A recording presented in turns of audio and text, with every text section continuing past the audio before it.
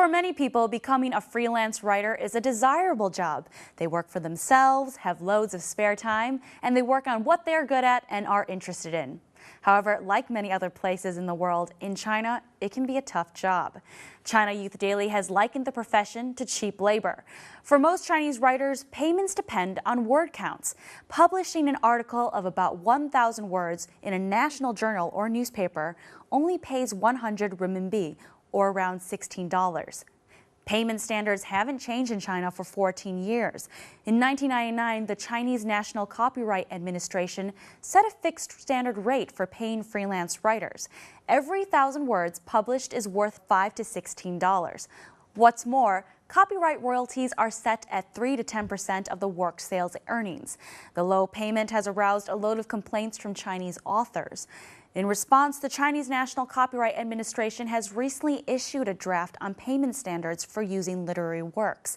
The new draft raises the payment to 100 to 500 yuan, or around $16 to $81 per 1,000 words. The copyright royalties range has also increased from 3 to 10% to 5 to 15%. This hike may encourage some younger writers to join the field, but the change makes little or no difference on freelance writers' lives. That's because costs of living have shot up. Business.sohu.com reports that the national average wage has increased by 65 times since the 1980s, while changes to freelance writers' payments have remained largely stagnant. Low wages mean that freelancers are often scraping just to get by. Take freelance writer Miss Zhou from Xi'an, who complains about her work life on Weibo. She's accomplished, with many works published in Chinese journals and 4 full-length books in recent years. But according to Miss Zhou, success doesn't always equate wealth. Nearly 250,000 words of hers were published in 2011, of which she only made 24,000 yuan for the year's work. But Xi'an residents on average make more, about $4,400. Zhou claims that on a writer's salary, she can't even afford to live an average life in Xi'an. Some publishers don't pay writers by word counts, but instead by sales earnings. So in some cases, a freelance writer might finish a book, but not get paid until their books sell.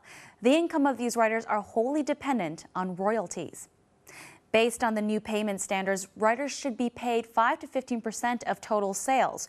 For instance, a writer completes a book in 1 year. The publisher prints around 30,000 volumes of his book. Now, the common selling price for a Chinese book is usually 25 yuan, or $4. Under a royalty rate of 8%, this writer would get 60,000 yuan, or $9,800. But that's only if all 30,000 volumes are sold. But in reality, writing a book usually takes a writer more than 1 year. And so freelance writers who depend on these wages can't even guarantee a minimum standard of living.